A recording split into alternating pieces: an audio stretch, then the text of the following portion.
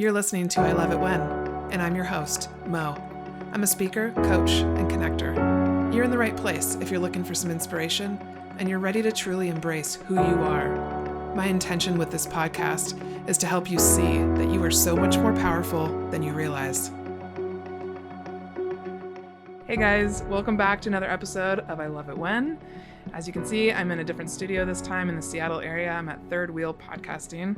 Really excited to be here. I wanted to try out a different studio, and also my friend Jered, who I have on the episode today, Jered Burton, lives down this way, so I thought it'd be kind of fun. So I want to always bring you guys a guest that I believe is going to add perspective, value, something different and interesting, and that's exactly what Jered is all about. And so a lot of you, if you've followed me on social media for any amount of time, have seen that I share about him and his work all the time, because not only is he one of my best friends, he's also a hairstylist, and he's my hairstylist. And he's one of the top hairstylists in the Pacific Northwest area.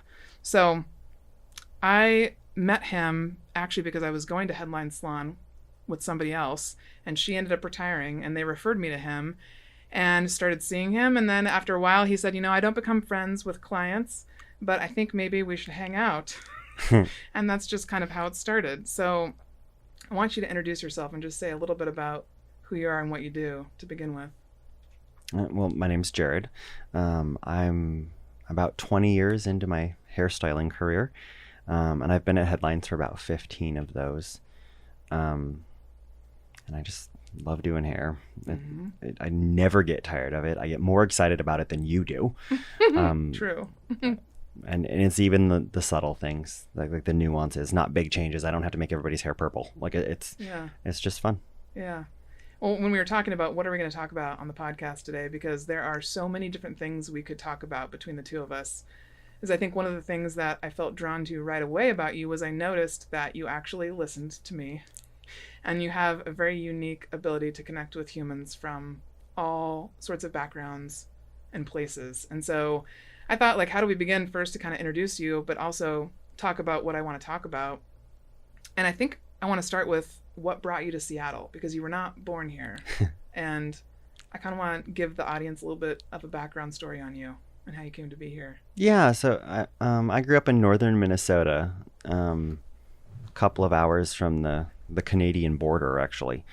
And the first part of that was in the forest, right, in a trailer house, actually. Okay. Back in the woods. And then eventually my family sort of purchased a ranch, and so then we had a lot more space and it was still in the forest, but it was a big open living situation. Anyways, long story short, it was very clear that if I stayed in this tiny little town of about 300 people in northern Minnesota, I was probably going to be single forever, and wasn't going to be able to reach a potential that I think somewhere inside me I knew was there. Mm-hmm. So there was something, I didn't know what. I knew I wanted to do hair. I knew I wanted to there was a moment when I thought I was going to be an actor. There was a moment when I thought I was going to do hair for movies, maybe direct them. I didn't know, but I knew that if I stayed there, none of that was going to happen. Mm-hmm. And so I kind of just decided at some point I've got to go somewhere. I don't know where. And I went to the movies, and it's this really obscure movie that I don't think anyone knows about. I wouldn't know about it if it wasn't just this random situation. But it's an Angelina Jolie movie, and it's called Life or Something Like It. Oh. I don't even remember everything about it. I think she's a reporter or something, but it takes place in Seattle. And it probably isn't even actually shot in Seattle. I don't know. I should go back and watch it. But I was like, that is where I want to be. That's what I want to do. I've not heard this part of the story. Yeah. And usually people mention Sleepless in Seattle or 10 Things I Hate About You or some... Yeah, and I hate both of those movies. Not my style. And to be fair, Life or Something Like It is also not my style of movie. I think Angelina Jolie had blonde hair for the first time, and I was like, ooh, I'm going to go watch that. But it for whatever reason, that's when I decided I'm moving to Seattle, and about a year and a half later, I did it. Wow. So in all technicality, I moved here to meet boys. And was your family just freaking out? Were they like, did they not want you to leave, or did they understand? No, I think honestly, there wasn't a single person that in my life, family, friends, and employers, otherwise, that even thought for a second that I was going to stay. Okay. There was no, I was, what is that? The big fish, right? Everybody knew me. Everybody knew that I was not meant for, small town farming. I was capable. I did it. I went hunting. I went fishing. I did all the things. Yes, I have killed animals with a gun, but it just wasn't right. It just wasn't it. Yeah. And so, I mean, they were sad, but they knew. There was just no question. Yeah. Well, one of the things I also wanted to start off with is talking about, both you and I have this passion for truly, I think, accepting people as they are, whoever they want to be, which I love that you wore. We did not plan this. You wore your BU shirt today. Yeah. My mom is wanting me so badly to take off where it says the Mary Smith Factor. But No. I'm like, no, that is how it's supposed to be. I don't want that shirt. And I think that's the other thing I sensed about you before we even talked about it, was I felt just completely accepted by you. And that was a big deal for me, because I have not felt accepted for a lot of my life, at least a lot of my growing up. I felt like I was never quite right, never quite fit in, never fully accepted for being whatever it might be, taller than people expected, weirder, stranger, I don't know, too much of something, not enough of whatever it was. And so I always felt like, yeah, I never felt like I was, that any of that was in question with you. I was just like, yes, I love you exactly as you are. And so I'm wondering if you can talk a little bit about what that was like for you growing up, if there were, because I think I brought that up with you when I was getting my hair done with you last week, like, and you shared something with me about how you battled with being accepted by other kids and other people growing up. I'm just wondering if you can share a little bit about that. For sure. I think, and I could talk about this for the whole hour, but I will spare everybody the details.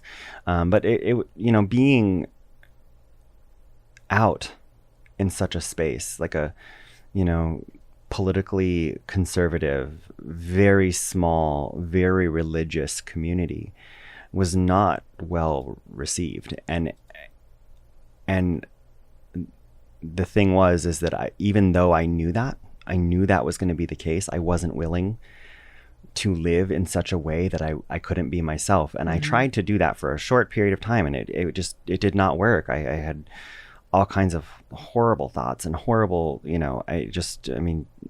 not good. And so I didn't do it. I came out. I actually came out to friends and family, distant family, not my parents, like not my brothers and sisters, but like people that weren't on the radar all the time first. And then slowly but surely ended up coming out to my family. But man, people were, not okay with it. Teachers, police officers, lots of really bad stuff happened, stuff that I don't wish on anyone. But I also wouldn't change because it made me who I am. And I think in part what you're touching on is like, I really just accept people for who they are. And I think it takes a long time for folks to actually be who they are.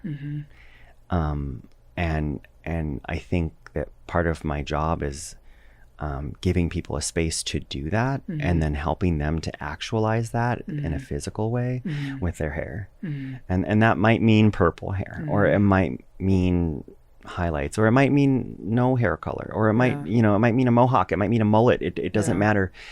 I don't think that it's my role to select that for anyone. In fact, I've told you, I refuse to select things for people, but to help people physicalize themselves as they are, or as they want to see themselves, go through that process. It requires that you also accept them for who they are. And then that also, happens in your personal life. It's just who I am. Like, I'm not going to change anyone. That's not my job. Yeah. My job is to make you sparkle. Yeah. It's interesting because I think this is probably going to be a lifelong journey for everybody.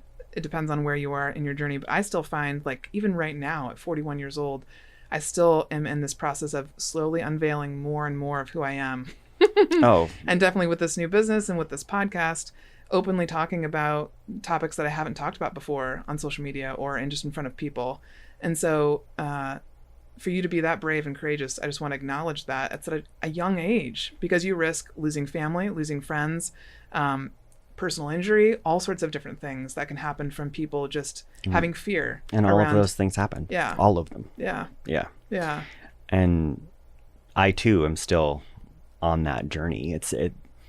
I don't know that journey ever ends, right? Because we're always changing. Yeah. But yeah, But what you described about, I call it now being in alignment. When you weren't in alignment and you were not truly yourself, it feels so awful. It can cause physical illness. The freedom I feel now that I'm still continuing to feel, I can feel the effects on my health, on my mental health, physical health, spiritual health, all of that. And so I understand now what you mean, where once you go there, you can't go back. It feels so absolutely. good. Yeah. And, talking about age, and I'm about to turn 40, and it's been fucking with my head a little bit, like not really, but kind of, right? Yeah. And I've been talking to a lot of my older clients and even some friends and people in my life, and they have all kind of said the same thing, and it's that your 40s are a really good time in life. I'm like, Yes. Oh, thank you for that, right? Yeah. But the one thing that they all say, and I'm going to say it in my way instead of their way, but your bucket of fucks gets real empty, right? You don't care so much about what other people think. And I think we spend a lot of time internally, not just externally, but internally, trying to please everyone around us by being who we think they want us to be. And it does have side effects: anxiety, upset stomach. Like, yes, I'm listing things that I suffer from, but it does. It really does. And so as we get older, and apparently the 40s is the magical age, or everybody's just trying to be nice to me, I don't know which, that gets better for a lot of folks. And I hope that that's me. And it seems so far, and it seems like it's been that way. Well, I would say just from my 1 year of experience so far, that's true.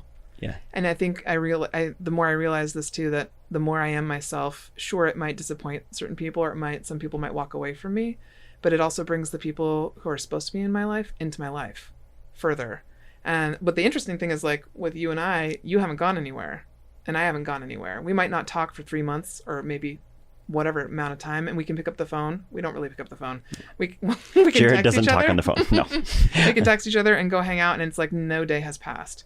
And so it's interesting to see the people that like stay with you on your journey, and others that, but that's what I think is so exciting, that I'm so excited about, is that the more I am myself, the more people are coming to me that support me in that. And that's what I want. And that's what feels so good. It's clienteling. It's what? You're clienteling. Clienteling. Just for your life. Yeah, right? that's true. It's the industry I'm in, right? I clientele. That's what I do. Yeah. But those same rules apply to you. It doesn't have to be business or monetary. Yeah. You got to make room for the people that you want there. Yeah. So along those lines too, my next question for you is, how have you maintained your ability to continue to love and walk in that love? And by that I mean, and I think I said this to you before, that you bring such a pure spirit to people, no matter how much you've been hurt. Now, that might have, if you're hurt by them, that's a whole different story, but keep your heart open, I guess is what I mean. And I'm wondering how you do that. By being me, right? Like, that's who I am. Like, I refuse to not be that person, because it's authentic. It's authenticity. It brings authenticity out of other people. And I am interested, it's symbiotic, right? I am interested in the real you, or anyone, the realness out of anyone in my life, and being open and being kind and being thoughtful, sometimes too thoughtful, but still, all of that it's just who I am. And I because I grew up the way I did, because I came up the way I did, I refuse to not be that way. Yeah. And in the same way that you say, like, sometimes people walk away, or that doesn't always happen when you're a kind, nice, uplifting human. I try to be, but it does sometimes. And it it opens me up as well. It's not just me allowing people to, or hoping that people are open with me. I get to be open with them too. It's mutually beneficial. Yeah. And, I've talked a little bit about kind of that line with people, because people are very attracted to your energy. They're attracted to how you are. I was there in the chair for the first time with you, and I remember thinking, he's a cool guy. Like, and I don't say this about everybody, but I was like, I can see myself hanging out with him outside of this. I'm not going to mention it to him though, because he's already told me like he doesn't become friends with. I think that was part of the first spiel you gave me in the chair, or maybe it was like a couple months in where you were like, I really like you, but just so you know, I'm not friends with my clients. But that line of kind of figuring out how open to be with people and at what point do you share certain things, because I think that's discernment is a word that my friend David Breckheimer uses a lot and has taught me a lot about having that discernment and knowing when you can trust people and how much of yourself to give, because I definitely think I've had I've made the choice to overgive in the past or allow in too much. And so that's been I think that's what I've learned before my 40s, was how to pull back from that a little bit and have more of a give and take. Yeah. When I think part of what me or any hairstylist or a lot of hairstylists do is that moment of sharing and identifying with people, and you discernment is a good word, because you can almost sense, almost like a sixth sense, like you can just tell how you can be and who can handle certain things. I'm not false. I'm not. There's no part of me that's that way. I tell the same story in 5 different ways to different people, right? Like what version of the story can this person benefit from, and what are they prepared to hear? What do they need to hear?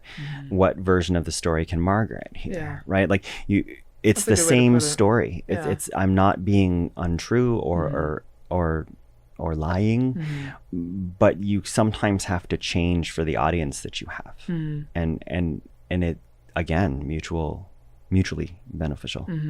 And so, how do you keep your boundaries or keep your true self with people who don't accept you, or how do you deal with that now? Ooh, I'm trying to think of people that don't accept me. I'm pretty forceful.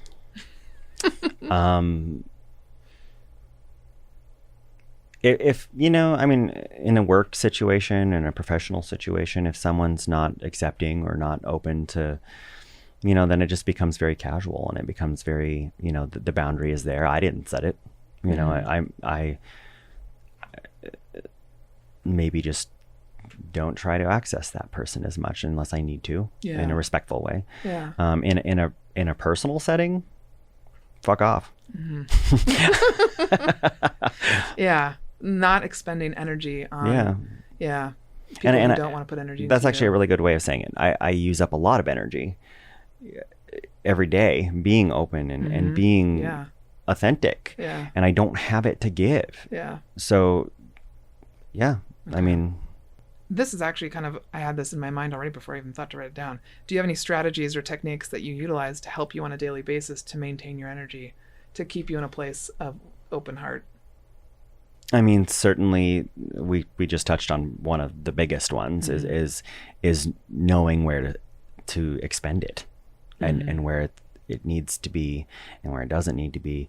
I also I am what I call an extremely social introvert, right? And so my job is super social. I am super social, but man, does that sap my energy. I often say to people, and any of my clients listening to this are going to be like, you said that to me. But my favorite part about my job is that I get to talk, and I get to learn about people, and sometimes worry about them even when they're not in my chair. I get to exchange energy with folks, but it's in fact I wouldn't do what I do if I didn't get to do that. But it's also the most exhausting part of my job. And so then I go home and collapse onto the couch and watch TV, and I work.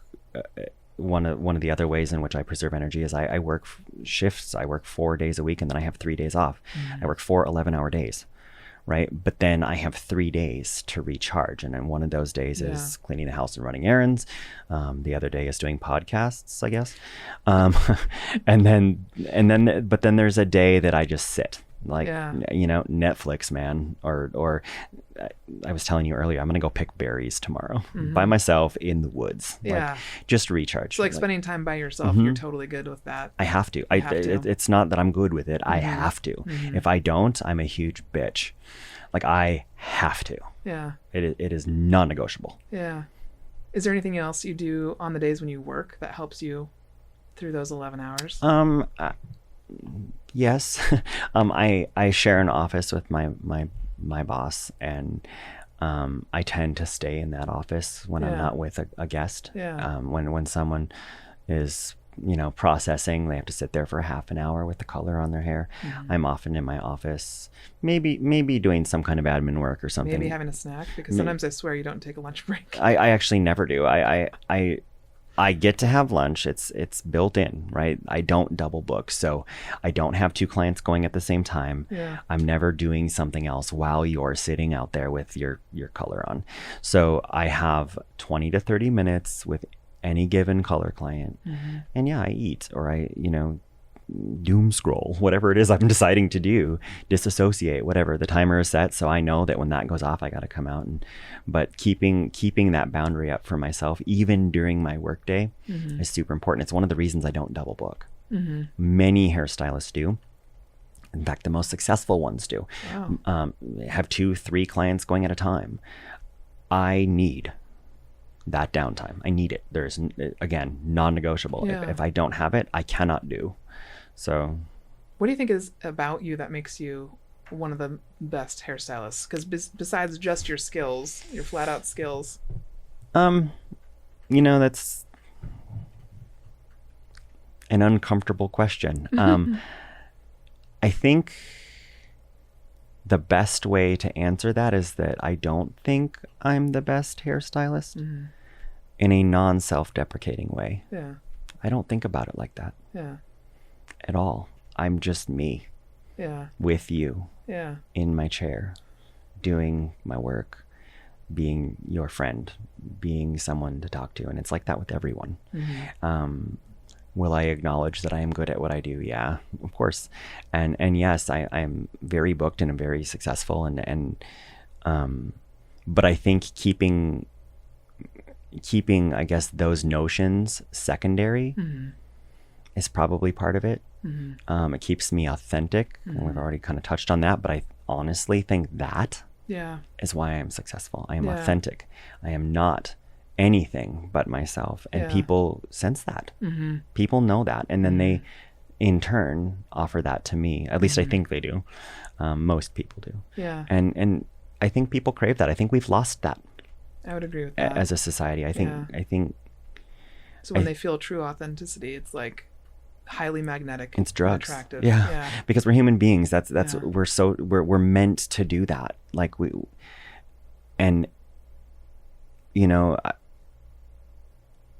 I'm just this poor kid from northern Minnesota that used to live in the woods. but yet here I am doing this, right?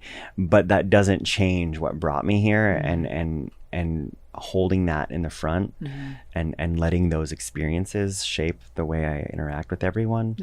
It shows, and giving someone else the permission to be their true self. Man, and it's not even verbal. I've never said to anyone, you should be your true self. Like, I think I'm going to start saying that now, but it just happens. And I think they can sense it. And sometimes we have really shitty conversations. Sometimes people share things with me that are really hard and really rough, and on me too, like things that, hurt my soul because they've been shared with me, and I'm like, oh my God, but I'm that someone for someone, and that's awesome. Right. And the only way that's going to happen is if someone senses that it's safe and it's okay to be themselves. I also think you and I could probably teach a class on networking at some point. I've had people ask me, Margaret, how do you get that speaker to your retreat? How do you know that person? How do you do? And I'm like, I can explain it to a point, but then there's something after that point where you either get it or you don't. And I think part of that with you is not only your presence and your energy and your attention that you bring to the people and allow them to be themselves in that space, but it's also about follow through and follow up and doing what you said you were going to do, whether that may be to follow up with someone and see if they like their hair, whatever instance it might be. But you, despite being an introvert, you've always followed up with me about anything in our friendship or when I'm still getting my hair cut and done with you. I think that's a big part of it. And you are a fabulous networker. Like you just build it easily. And I think people are mystified oftentimes by that. I guess I never thought of that. But I mean, I suppose I think that I consider that to be kind of how you've built up the clients that you have. I mean, I think follow through is super important, right? Yeah. And if I'm not going to do something, I won't say it, right? Like I would never say that I would be willing to do something if I wasn't going to do it. Yeah. And I think reliability, whether it be your look for your hair or what it's going to take to eventually get to a look that you want, or the fact that I said, hey, I have this thing that I'm no longer using. Do you want it? And I think we all have those conversations. I have them with all kinds of people in all walks of life because of what I do. And everyone is, oh yeah, I'd love that. And you'll just have to get a hold of me. And then it never happens, right? Like no one follows through. No one, it was just a conversation. Yeah. There's nothing wrong with that. No judgment. Yeah. But if I said it, I'm going to do it. Yeah. Right. And there are very few people who actually do that. I actually didn't know that. Yeah. Oh, I'm here to tell you right now. Wow. That's one of the things I've learned in business, that it's like my secret sauce. And I'm like, this is the secret sauce? Holy shit. I had no clue. Oh yeah, do what you're going to do. What you say you're going to do. Yeah, it's simple, but it's not easy. And whether people forget about it because they don't write it down or they don't really care that much, whatever it might be, I've realized it's a really simple way to build your success. And you totally do that. Yeah. Oh no, I wouldn't say it if I wasn't. And I don't ever doubt as a friend that you're not going to do something that you tell me you're going to do, or hey, I'm going to follow up with you and check in with you. You always do. I have too much anxiety to forget about that shit. So, but no, I mean, the theme to this whole conversation seems to be authenticity. But I mean, it in a way, in my mind, that is being authentic. I am authentically telling you that I am going to do this. Yeah. Or I wouldn't say it. Yeah. Or I would preempt it with, maybe I can kind of do this. You know, like you always know where I stand. Expectation. Yeah. What is something that you wish everybody knew about you? See, this is why I should have thought about these. No, it's better that you didn't. What do I wish that everybody knew about me? That I am thinking about you. Probably more than I even should. But I am definitely thinking about you even when you're not sitting in my chair or sitting in front of me or in my home or and I care. I care about you. I love that. Not just you. Anybody. Like if someone is in front of me and we are having a conversation, we are exchanging a service or whatever it is, I care. Yeah. Know that anything that I say, anything that I do, I actually care. And then this question just came to my mind. I know when I first asked you to be on the podcast, you were like, what story am I going to tell? Like, what story do I have? And I said, you have such a story. I mean, you have multiple stories, but your life is a story. Do you feel like you've shared part of that story? A tiny bit. Yeah. Yeah. Just a little bit. I mean, I don't. I guess I wonder if do you see the story that you have? I mean, I think we all have our narrative, right? And I know the story, and I just often don't review it. Yeah. Right. So I don't think about, I'm pretty present in what I'm doing. And so I don't often look back and be like, oh, that happened. Oh, that happened. You know, I mean, obviously I can recall that, but sure. And I guess I also mean, like, not only do you see the story, but I see such value in your story and in who you are and how far you've come. And I only know a sliver of it. Oops. I know I don't even know, like, the full story. I mean, I know a lot of it, but I don't know the full story. And there's such value that you bring that I guess I want to make sure you don't undervalue it. You know, it's funny. My partner said something about this the other day, Okay. and it took me aback, just like it's taking me aback right now, which is a signal that I need to work on this. But he said something very similar, and we were talking about the fact that I was going to do this, and I said, I don't know what I'm going to say. And he said, you have an amazing story, and you have a lot to offer, and you're a hugely interesting person. And I kind of got teary-eyed, and I was like, well, thank you for saying that. And it was just kind of surprising, kind of like I feel right now. And I guess maybe I don't recognize as much as maybe I should. Yeah. Again, somewhere inherently I know this, but yeah, thank you. Thank you for asking that question. I have no answer. That's okay. I would read your book. Yeah, I would read your autobiography. I would read whatever you wrote. Well, maybe I'll start writing that. How many of you would buy that? Yeah, we'll do a poll on social media and see. I have a feeling it would be a lot. Yeah. One of my last questions for you is, and this is kind of a huge question, but because you and I have talked so much about the world, and whenever I'm in your chair, yes, we talk about what's going on in my life, what's going on in your life, but we also talk about the world and what's happening, and with COVID and everything, there's been a lot of different topics that have come up. Yeah. I'm not going to dive into all of those right now, but I wanted to ask you, what do you wish for the world? Because I think the way you're going to say it is probably different than I would say it, but I think you and I both have a very similar vision, actually, of what we wish for people and what we wish for the world. If you had to pick one thing to share, what would it be? I think if there's something I could wish for the world, it would be that I hope that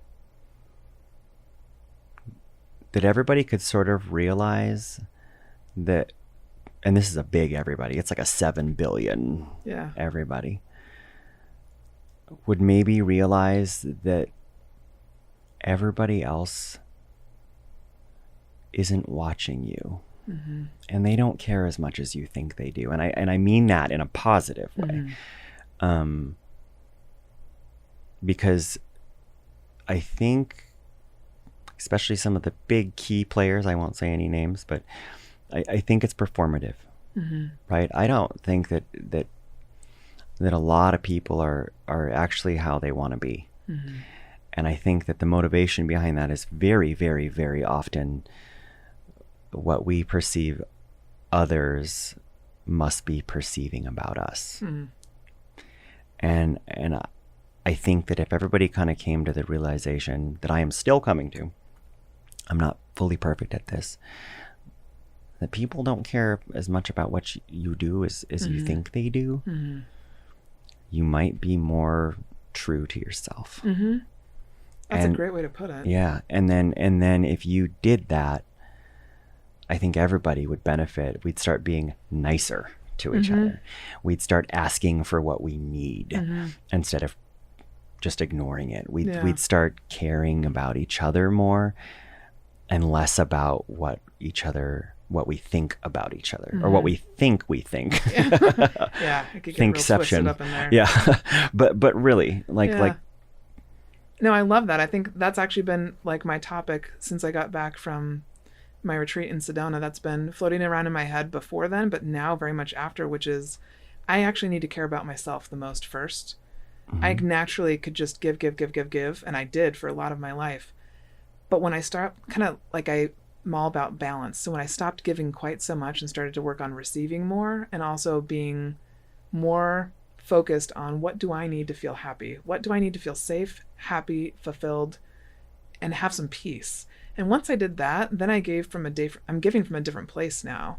I'm giving from a place of where, hey, like I always go back to what Oprah says. She says your cup should be overflowing, and it's the overflow that you give away. And that has changed everything for me, because I'm not giving out of my own cup. I'm not exhausted giving from a place of where I have nothing left to give and you're just getting scraps. Yeah. Now you're getting the real authentic Margaret, because I've taken care of myself. And it's a very different way. So I like the way that you said that, because I think it gives people a different... Yeah. Not that many people are watching you. Yeah. Right? They're not. Yeah, they don't truly care. And so take care of yourself. Yeah. Because you we all, or a lot of us, especially I think as empathic people, think that we have to give like that. Like I think that everybody's expecting that from me. Guess what? No one is.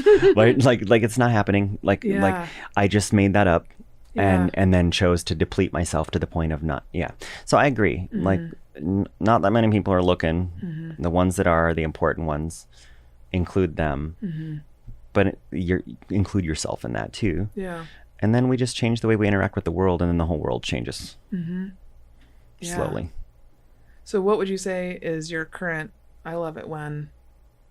Well, I mean, it's going to sound a little redundant, but I love it when I get to be me and people get to be themselves, and that magic happens. Like we've spent the entire day together today, right? And just being ourselves. And we were tired together. We sat in a chair and did nothing together. Didn't speak, right? And that's great. That's phenomenal. Like whatever the true you is, whatever you're feeling right now, be you. And I love it when that happens. And I like to think that I facilitate that in what I do behind the chair and in my personal life. And I love it when that's reciprocated, and then it's magic. Love it. Now, if somebody wants to get their hair done by you, how can they do that? Because I know you have people that fly in from out of state to find you, see you, get appointments with you, and you're now booked, 8 weeks out? 10, depending on what you want done. Like 6 or 8 if it's a haircut, but color work, chemicals, it's closer to 10. Call the salon, message me on social. And I don't know if I've said it, but I'll put it in the text. You're at Headline Salon at University Village. Yeah. Call the salon. We have a great crew of receptionists there that can let you know what the availability is. Call in advance. You're probably not going to get in tomorrow, right? And if it is more urgent, get put on the cancellation list. There is one. And the receptionists are great. They'll call you. They'll let you know. But it And also, if people want to follow you on Instagram, because you're fun to follow, because not only do you do hair, you also are quite the chef. Yeah, I've experienced your cooking. Full transparency, my social is very, very far and few between as far as hair goes. I don't focus a lot on hair. It's my food. Yeah. It's one of the things I do to relax. Spooky food dude on Insta. But it's a lot of food pictures, but I promise you I made it all. I'm not going to take a picture of my Dick's burger. Well, thank you for sharing some of your story today. You're definitely going to be on again, so we're going to keep, I guess, writing chapters of your book. I feel like. I know. I'm going to start thinking about something like that. That might be kind of fun. Yeah. Thank you. Thank you. And for everybody that's watching, do not hesitate to follow him on Instagram. He's a kick in the pants to follow, and you'll get some really good ideas for the kitchen. But also reach out to him at Headline Salon, and it's an experience to get your hair cut or colored there. So I encourage you to do it, and we'll see you next time.